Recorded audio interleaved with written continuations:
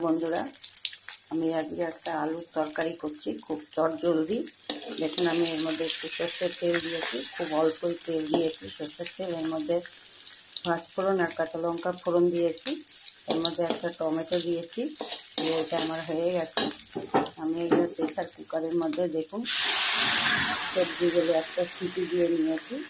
একটু নুন দিয়ে, একটু চিনি দিয়ে, একটু হলুদ দিয়ে আমি সবজিগুলো একটা সিটি দিয়েছি, যাতে তাড়াতাড়ি হয়ে যায়। শীতকালে তো এমনিতেই দেরি হয়ে যায়, ছোটোবেলা, তখন এই চটজলদি এই রুটির তরকারিটা করে ফেলতে পারবেন। তার সাথে পাশে গরম গরম রুটিও করবেন, আর এটা ফোড়ন দিয়ে এটাও তাড়াতাড়ি হয়ে যাবে, কেন এইগুলো সবজিগুলো সেদ্ধ হয়ে গেছে, এটা ফুটে উঠলেই হয়ে যাবে।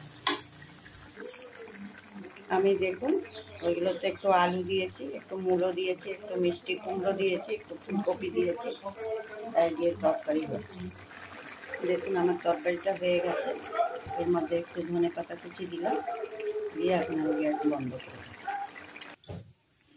দেখুন রুটির তরকারিটা কত জলদি হয়ে গেল। এমনি করে একবার জলদি করার থাকলে এইভাবে বানাবে, খুব টেস্টও হয় কিন্তু খেতে। এটাতে আমি পাঁচফোড়ন দিয়েছি, আপনারা চাইলে কালো জিরাও ফোড়ন দিতে